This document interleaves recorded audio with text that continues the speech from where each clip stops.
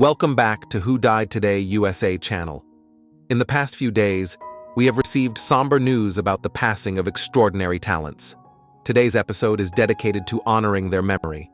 Additionally, we will recap the stars we have recently lost. Before we begin, we kindly ask for your support. If this video or the legacies of these remarkable individuals have touched your life, please consider giving this video a thumbs up as a sign of respect and remembrance. Thank you. And we went back to our hotel room, Eric. We closed the door behind us and we literally broke down and sobbed. Wink Martindale, the beloved game show host who became a household name with iconic shows like Tic-Tac-Dough, High Rollers, and Gambit, passed away on April 15, 2025, at the age of 91. With a career spanning 74 years, Martindale was a fixture in the entertainment world, known for his warm personality, infectious grin, and his deep connection with the contestants he interacted with. He was surrounded by his family, including his wife of 49 years, Sandra, at the time of his passing. Born Winston Conrad Martindale on December 4, 1933 in Jackson, Tennessee, he began his career as a radio DJ at 17. He quickly rose to prominence in Memphis, where he was part of the team that first introduced Elvis Presley's debut record in 1954. This connection with Presley marked a lifelong friendship, with Martindale sharing that Presley's generosity was one of the qualities that most impressed him.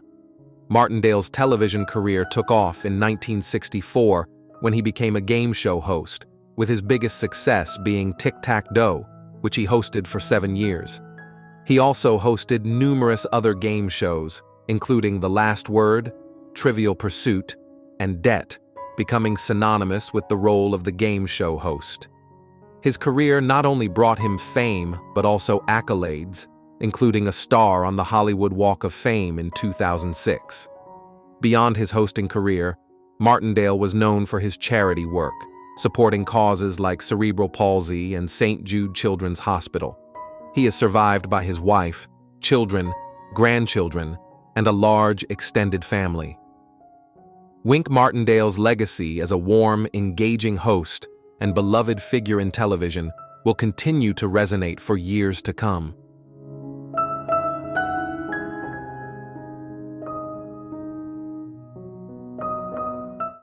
Serve somebody, so it became downstairs, upstairs, and then, upstairs, downstairs, and that was it, basing it. Jean Marsh, the beloved actress and co-creator of the groundbreaking British series Upstairs, Downstairs, has passed away at the age of 90 on April 13, 2025. The cause of her death was complications from dementia, as confirmed by her close friend, filmmaker Michael Lindsay Hogg.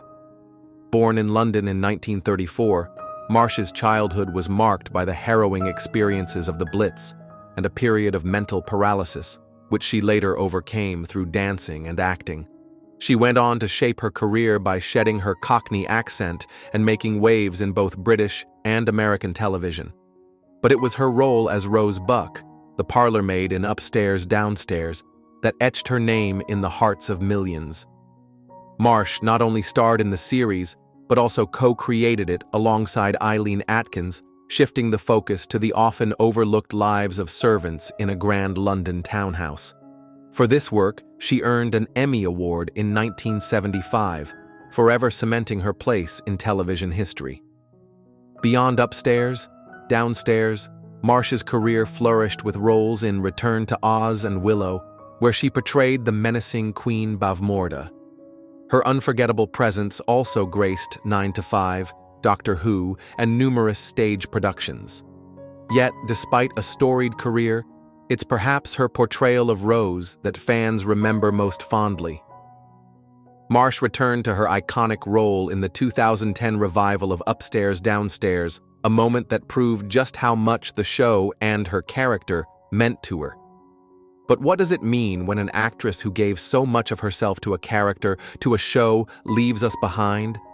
Jean Marsh leaves us with more than just memories. She leaves a legacy of breaking barriers, challenging class norms, and showing us the power of storytelling. Her impact will not be forgotten. She is survived by her daughter, grandchildren, and many fans whose lives she touched with her remarkable performances.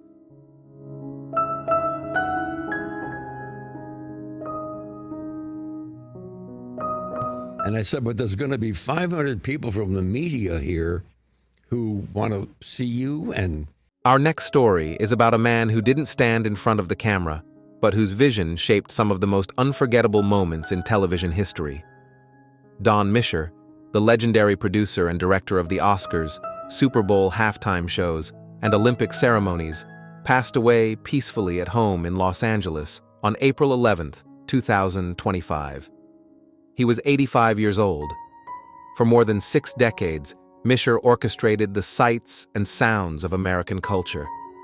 From Michael Jackson's first moonwalk to Prince's electric Purple Rain performance in the pouring rain, from emotional 9/11 memorials to the grandeur of the Olympic Games, his eye for storytelling made him a maestro of live television. He earned 15 Emmy Awards and 10 DGA Awards, not just for excellence, but for redefining what a moment could mean. Born in 1940 in San Antonio, Texas, Mischer's fascination with broadcasting began as a teenager with a humble 8mm camera. That curiosity led to a storied career, one that produced events for presidents, icons, and generations of viewers who remember exactly where they were during the moments he brought to life. He once said, "Directing a show like the Oscars is kind of like playing Russian roulette with 2 bullets in the chamber." That pressure never deterred him. It elevated him. In the final days of his life, Don Mischer was still working. On April 5th, just 6 days before his passing, he produced the Breakthrough Prize ceremony, his final gift to the medium he loved. So now we ask you, what Don Mischer moment do you remember most? Was it a halftime show? A heartfelt tribute? Share it in the comments. And let's celebrate a man who helped America feel, remember, and come together, one broadcast at a time.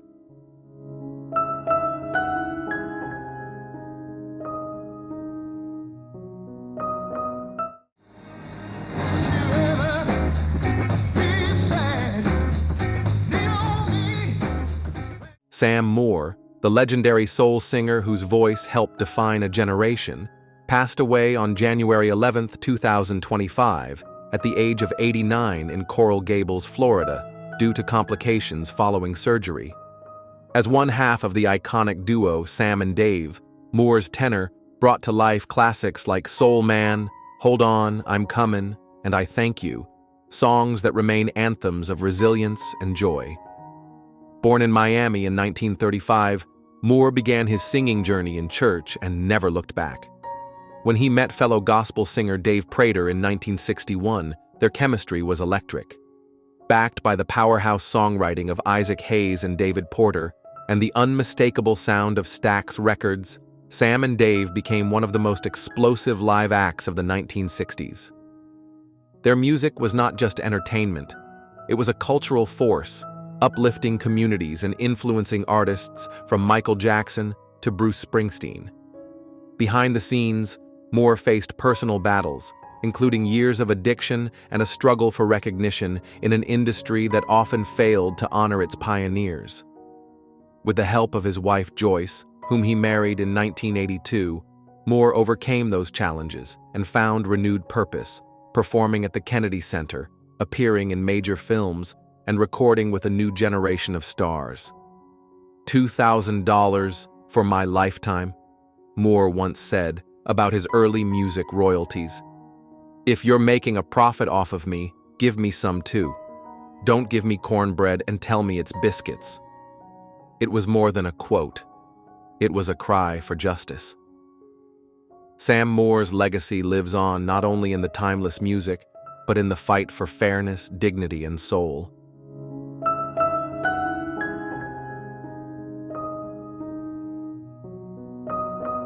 Most enjoyable and inspirational recording experiences I've ever had. Richard Perry was a visionary record producer whose influence helped define the sound of popular music throughout the 1970s and 80s. Born in Brooklyn in 1942, Perry began his musical journey singing doo-wop before graduating from the University of Michigan. From those humble roots, he rose to work with some of the most celebrated voices of his time. He became known for his finely crafted, emotionally resonant productions, most notably Carly Simon's "You're So Vain," a chart-topping anthem that has remained a staple of classic radio for over 50 years. Perry's meticulous approach, recording over 100 takes of the song, reflected his deep commitment to excellence. He also produced landmark albums for Barbra Streisand, Ringo Starr, Harry Nilsson, the Pointer Sisters, and Diana Ross, among many others. In 1978, he launched his own label, Planet Records, where he helped elevate the Pointer Sisters to international success. Over his career, he received 7 Grammy nominations, and in 2015 was honored with the Trustees Award for Lifetime Achievement from the Recording Academy. Perry's professional triumphs were matched by a colorful personal life, chronicled in his 2017 memoir, Cloud 9, which offered a glimpse into the glamorous, high-stakes world of the music industry. His longtime friend Daphne Kastner-Keitel shared that he passed away peacefully from cardiac arrest on January 23, 2024, in Los Angeles at the age of 82. Richard Perry leaves behind a legacy of iconic music, bold artistic vision, and a golden era of record-making that shaped generations. Which of his collaborations holds a special memory for you? Share your favorite Richard Perry-produced song in the comments below.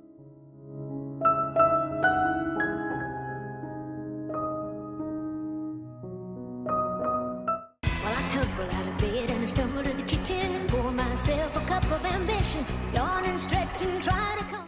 Breaking news. She never needed a spotlight to shine. What is it about Dolly Parton that touched generations so deeply? Some stars fade with time, others burn brighter, but only a few become something greater, a guiding light for generations. And today, we honor one of those rare legends, Dolly Parton. Before we dive into her extraordinary journey, we want to hear from you. What song or moment made you fall in love with Dolly's spirit? Share your story in the comments. Let's celebrate her together. Born in a one-room cabin in the Great Smoky Mountains of Tennessee, Dolly Rebecca Parton began her life in poverty, but not in silence. Music poured from her soul like spring water. Church hymns, gospel harmonies, and mountain folk songs shaped her earliest memories. By age 10, she was performing on local radio. At 13, she graced the stage of the Grand Ole Opry. The girl with the golden voice was already chasing a dream that seemed impossible, yet she made it inevitable. Nashville soon came calling, and by the 1970s and 1980s, Dolly was not just a country star, she was a cultural icon. With her sparkling rhinestones, bright smile, and unmistakable twang, she lit up every stage she stepped on. But beneath the glitter was a master songwriter and storyteller. Hits like Jolene, Coat of Many Colors, Here You Come Again, and 9 to 5 revealed a woman who could write about heartbreak and hope with equal grace. Her songs, often inspired by personal struggles, spoke to people who felt unseen. Single mothers, factory workers, dreamers in small towns. And when she crossed over to pop stardom, she did it on her own terms, refusing to let anyone rewrite her story. But Dolly's journey was never without pain. Behind the bright lights, she faced profound personal challenges, including the heartbreak of not being able to have children. Health complications in her early 40s led to a partial hysterectomy. Though deeply private about her grief, Dolly has acknowledged how this shaped her relationship with family, fans, and faith. She poured her longing into mentorship and philanthropy, becoming a maternal figure to millions through her words and deeds. She also endured the loss of several beloved siblings, including her younger brother Randy Parton in 2021, and has often said music and faith helped her carry that sorrow. Her gospel records, including Precious Memories and I Believe in You, reflect a woman deeply rooted in spiritual grace. But unlike many, Dolly's faith is quiet, genuine, and lived, visible in the lives she touches, not just the words she sings. Throughout it all, Dolly has continued to evolve. In 2023, she released Rockstar, a bold pivot into rock and roll, featuring collaborations with music giants like Paul McCartney and Elton John. The album was not just a celebration of her induction into the Rock and Roll Hall of Fame, it was a defiant reminder. At 78, she still has something new to say. And what a legacy she continues to build. Her imagination library has gifted over 200 million books to children around the world. Her response to the COVID-19 pandemic, including a $1 million donation toward vaccine research, showed the world that when Dolly gives, she gives with purpose. And her Dollywood theme park? Not just a tourist attraction, but an economic lifeline for her Appalachian hometown, providing jobs and pride in equal measure. In an industry that often values youth over wisdom, Dolly has flipped the script. She has never chased relevance. Relevance has followed her. Her beauty products, baking lines, best-selling books, and Netflix specials are not vanity projects. They are expressions of her boundless creativity. Every venture is stamped with authenticity, from her sequined boots to her humble roots. Her marriage to Carl Dean, which began in 1966, remains one of Hollywood's most enduring love stories, despite the fact that Carl has almost never appeared publicly. Their quiet, loyal relationship defies celebrity norms, reminding us that not all love needs a spotlight to shine. And what about health? Despite occasional rumors and public concern, Dolly has kept moving, mentally, spiritually, and yes, physically. She has spoken about staying healthy through balance, nutritious meals, careful rest, and staying creatively engaged. In her own words, you gotta put a little joy in your journey. And for Dolly, the journey never stops. Her presence in recent years, from surprise performances to viral interviews, has sparked admiration and reflection. She often jokes about never retiring, and most believe her. For Dolly, to stop creating would be to stop breathing. Her motto? Dream more, learn more, care more, and be more. And she lives it, every single day. Dolly Parton is more than a music legend. She is a national treasure, a voice for the unheard, a symbol of perseverance and kindness. She is proof that glitter does not mean shallow, and humility does not mean weakness. Whether she is singing on the Grand Ole Opry stage, funding scholarships, or hugging a child at Dollywood, she leads with heart, always. And now, we ask you, what has Dolly Parton meant to your life? Was it a song that comforted you? A quote that made you smile? A moment that reminded you of home? Share your stories below, and let's make this a tribute worthy of the Queen herself. If this story touched your heart, help us spread the joy. Like, share, and subscribe. And let us continue to honor those who make the world just a little more beautiful. Thank you, Dolly Parton, for the laughter, the tears, the truth in your voice, and the light in your heart. The world is better because you are in it.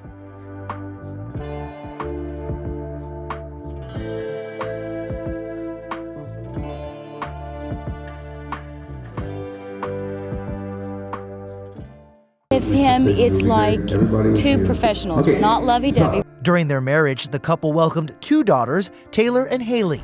Pamela Bach was a beloved American actress and devoted mother who left a quiet but lasting impact on the entertainment world.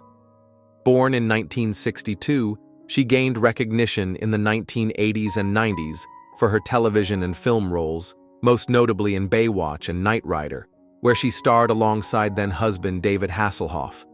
Audiences admired her grace, warmth, and charm both on-screen and off. Beyond the spotlight, Pamela's greatest pride was her role as a mother to her two daughters, Taylor and Haley. In recent years, she embraced a new chapter in life, becoming a grandmother. According to friends, She was over the moon about the arrival of her granddaughter, London, and often shared her joy in being surrounded by family. Pamela faced lasting health challenges after a serious motorcycle accident in 2003, which left her with chronic arthritis and pain from multiple injuries. Despite this, she continued to show strength and resilience, rarely revealing her struggles to others. Her close friend Terry Ahern described her as the kindest person you'd ever meet, someone who loved animals and always put others first. On March 5, 2025, Pamela passed away at the age of 62 at her home in Los Angeles due to complications from those ongoing health issues. Her daughters, in heartfelt tributes, promised to carry forward her legacy of love, strength, and compassion. Pamela Bach's memory lives on not just in her film and TV work, but in the lives of those she inspired through her courage, kindness, and unwavering dedication to her family. What do you remember most about Pamela? Share your thoughts below and help us honor the life of this beautiful soul.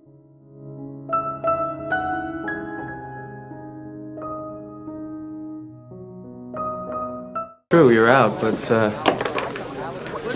that account's mine.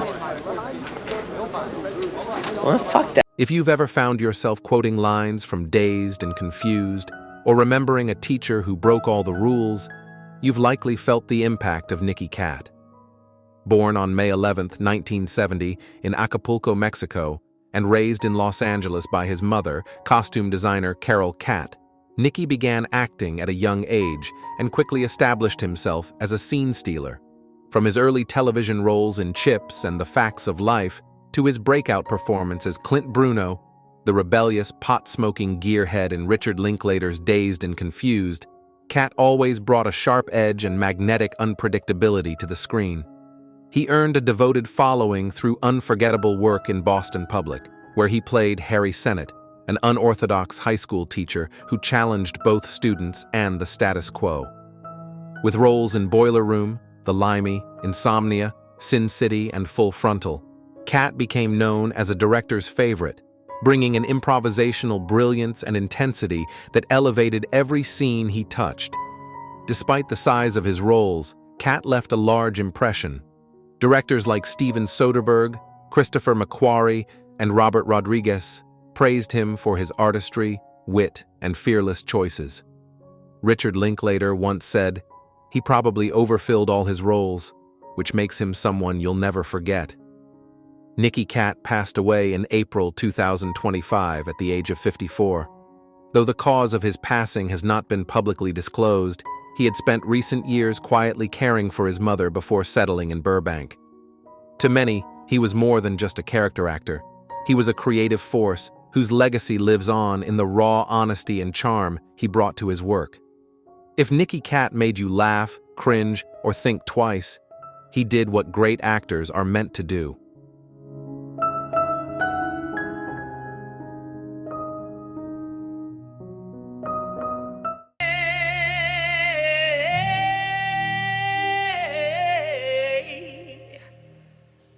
Our next story pays tribute to a soulful voice that rose from the heart of New York's subway stations to national television, touching lives along the way. We're remembering Alice Tan Ridley, a powerhouse performer and the proud mother of actress Gabourey Sidibe.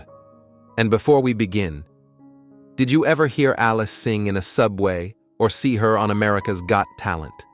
Share your memories in the comments. Your voice helps keep hers alive. Alice Tan Ridley passed away in New York on March 25, 2025, at the age of 72. Her family announced her passing, though a specific cause was not disclosed. She had retired from performing in 2018 due to health concerns, after decades of sharing her remarkable voice with the world. Born in Georgia in 1952, Alice moved to New York in the early 1970s to teach special education. But it was her voice, bold, emotional, and deeply human, that eventually carried her into the spotlight. She began busking in the subways in 1992, where her renditions of classics like At Last and I Will Survive turned commuters into lifelong fans. Her big break came in 2010 when she auditioned for America's Got Talent with a jaw-dropping performance that had Piers Morgan calling her brilliant. She made it to the semifinals and won hearts across the country. In 2016, she released her debut album, Never Lost My Way, a fitting title for someone who found her path through faith, passion, and perseverance. Alice's legacy is one of resilience and radiant spirit. She taught us that no matter your age or stage, it's never too late to be heard. Do you remember the first time you heard Alice sing? Let us know your favorite moment, and let's keep her voice echoing, one memory at a time.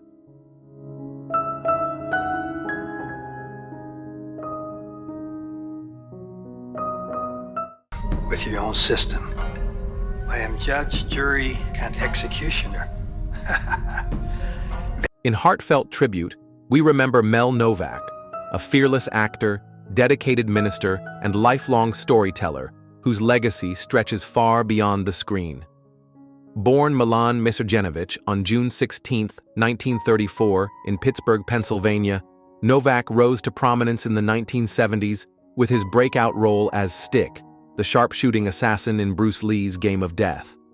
With a matchstick clenched between his teeth and intensity in every line, Novak carved his place in martial arts and action cinema history. Mel was often cast as the classic villain, but those who knew him saw the heart of a hero. He brought unforgettable performances to films like Black Belt Jones, The Ultimate Warrior, and Kill Factor, always choosing to perform his own stunts, a decision that left him with lasting injuries and chronic pain in later life.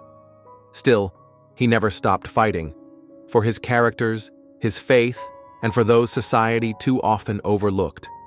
Outside of Hollywood, Mel devoted over 35 years to prison and Skid Row ministries, offering compassion, prayer, and a listening ear to thousands. Whether on a film set or in a chapel, he carried a spirit of service that defined who he truly was. Mel Novak passed away peacefully of natural causes on April 9, 2025, at the age of 90, at a care facility in Southern California. He is survived by his daughters, Nicole and Leah, his former wife Vera, and his grandchildren, each a testament to the family man behind the legend. To many, he was the villain on screen. To those who knew him, he was a warrior for good. Mel's legacy lives on in every punch thrown, every life touched, and every story told with integrity and heart.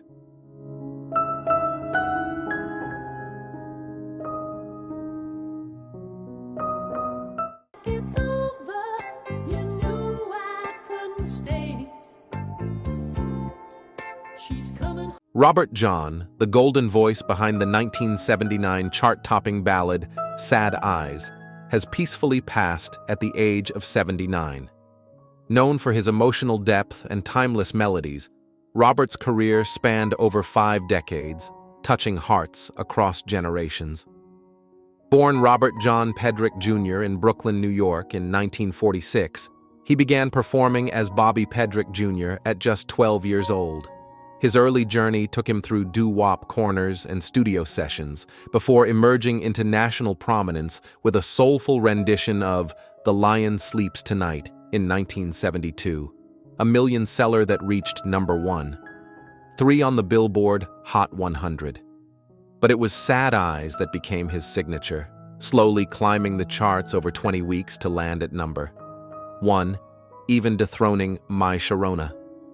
Despite his success, Robert faced the tough realities of a changing music industry. After stepping away from the spotlight in the mid-1970s, he briefly worked in construction before being rediscovered by producer George Tobin.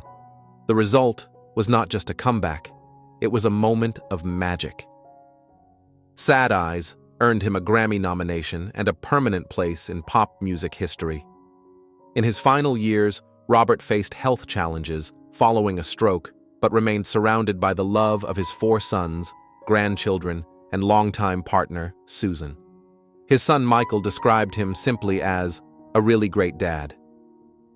Robert John leaves behind a legacy of vulnerability, strength, and a voice that still stirs the soul. For many, His songs are more than music. They are memories, emotions, and a part of life's soundtrack. And that truly is the mark of an artist.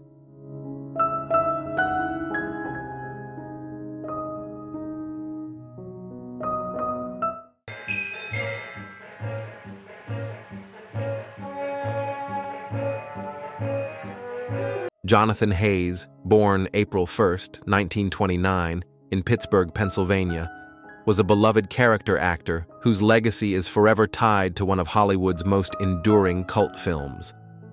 Best known for his unforgettable role as Seymour Krelborn in Roger Corman's The Little Shop of Horrors, 1960, Haze charmed audiences as the hapless florist who unknowingly nurtures a man-eating plant. His performance brought humor, heart, and humanity to a quirky B-movie that would later inspire a hit musical and a big-budget remake.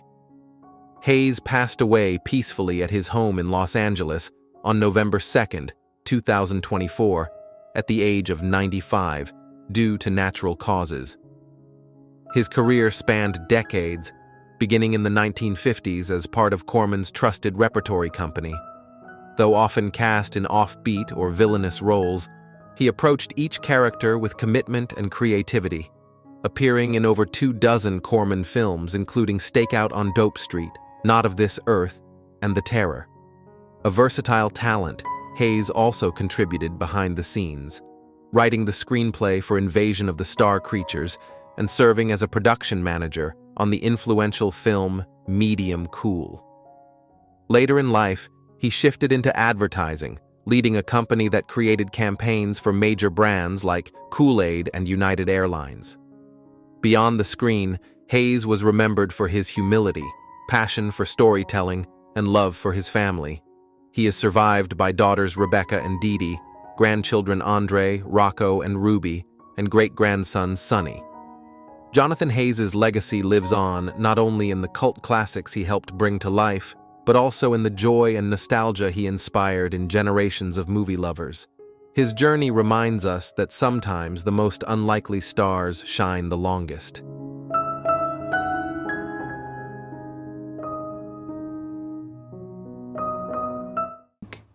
Of the Cannes Festival in its 50th year, having remembered they invited me 40 years ago.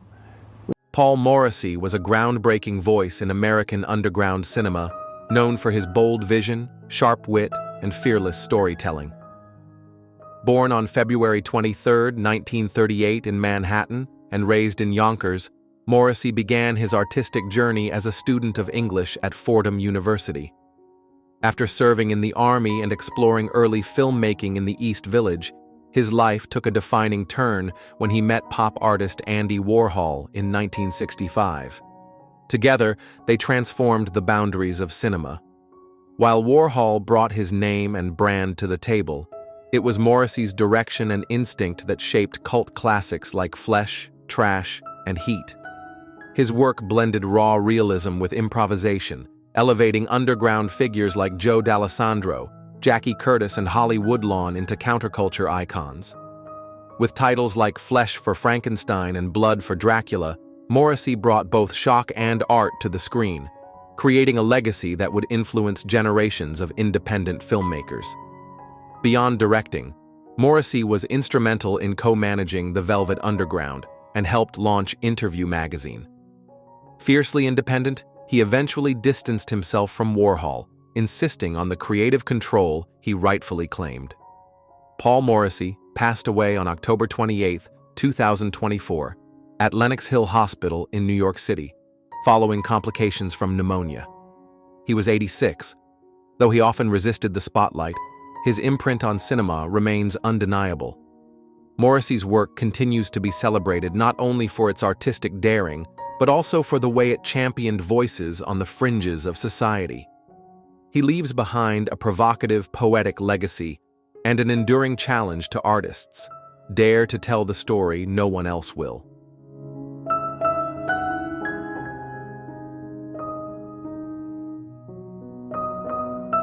Harry Johnson was the kind of actor whose face you may not have always known by name, but whose presence left a lasting impression across decades of film, television, and voiceover work.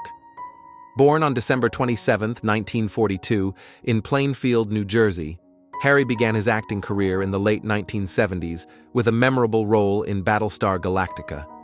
He would go on to appear in over 40 years of iconic productions, from MASH and The Incredible Hulk to Law & Order and Buffy the Vampire Slayer.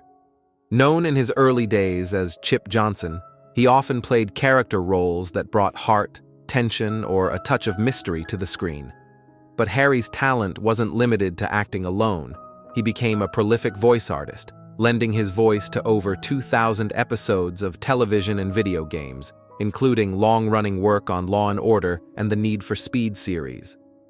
In the 1990s, he became nationally recognized as the face of the Harry and Louise political ad campaign, sparking conversation and awareness around healthcare policy. And later in life, under the pen name Harry Castle, he explored fiction writing, authoring Fugitive Romance and Miracles and Misfits, stories that reflected his wit and deep affection for storytelling. Harry passed away on January 2, 2024, in Los Angeles, following a long illness. He was 81. His wife of 15 years, Christiane, remembered him not only as a gifted performer, but as a devoted partner and stepfather to Oliver and Penelope. Whether on screen or behind the microphone, Harry Johnson brought brightness to every project and every set. His legacy is one of quiet versatility, enduring craftsmanship, and heartfelt dedication to his art.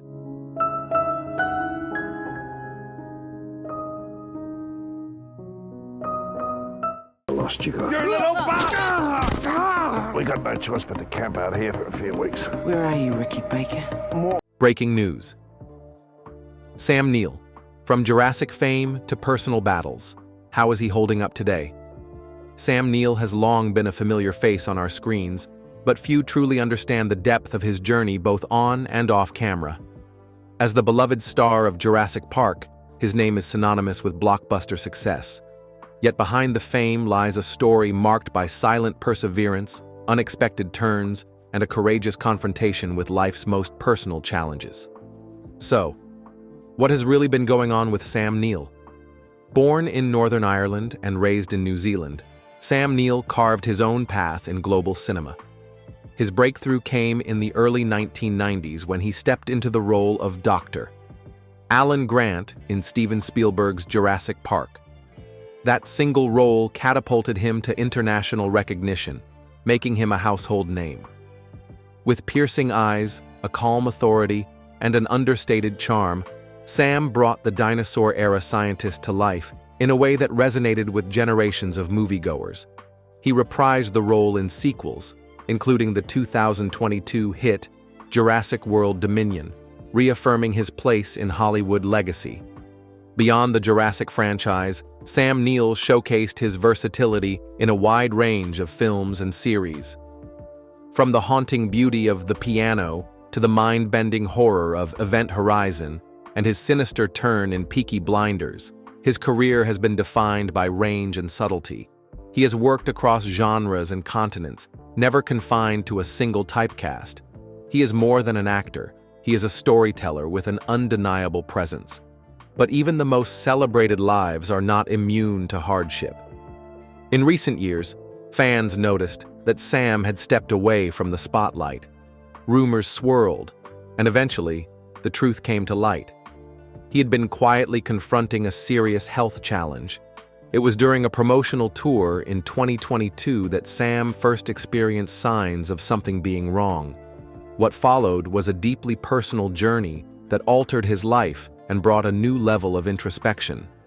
Rather than hiding, Sam opened up with grace. He shared how the sudden diagnosis prompted him to reflect on everything that mattered: family, friends, creativity, and the simple joys of life. He immersed himself in writing, using the quiet time as an opportunity to craft his memoir, Did I Ever Tell You This?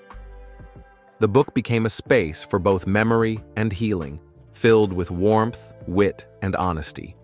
Sam's reflections on life, acting, and the beauty of the mundane struck a chord with fans old and new. Despite the challenges, Sam Neill has not allowed this health battle to define him. His presence remains active and inspiring. On social media, he often shares charming updates from his vineyard in New Zealand, where he lovingly tends to his farm animals and enjoys the peaceful countryside. His messages radiate humor and gratitude, a reminder that even amid life's turbulence, there can be joy in simplicity. He continues to work, choosing projects that bring him purpose and fulfillment. In 2024, he starred alongside Annette Bening in Apples Never Fall, a drama that explored the complexities of marriage and family. Critics praised his performance as nuanced and heartfelt, a testament to his enduring skill and emotional depth. It was not just a comeback, it was a declaration that he is still here, still passionate, and still very much part of the creative world. As for controversies, Sam Neill has managed what few in his position can, a decades-long career unmarred by scandal. He is respected not just for his craft, but for his integrity. In a landscape often dominated by noise, Sam's quiet dignity sets him apart. He does not chase headlines, he builds legacies. His health journey has brought him closer to the public in an unexpected way. Fans, colleagues, and fellow actors have poured in their support, many noting how Sam's vulnerability has made them feel seen. He speaks openly about cherishing the present moment, about the people he loves, and about continuing to contribute while he can. There is no bitterness in his voice, only perspective. Sam Neill's story is not just one of fame, but of grounded perseverance. It reminds us that even those who appear invincible on screen face trials that require immense inner strength. But it is how one chooses to respond that truly defines the legacy they leave behind. So, where is Sam Neill now? He is walking through his fields, smiling at the camera, savoring each day, and continuing to share his light through performance, words, and presence. His story is still being written, and what a story it is. Have you followed Sam Neill's journey? Which of his roles impacted you most deeply? Share your reflections in the comments below as we celebrate the resilience and grace of one of cinema's quiet legends.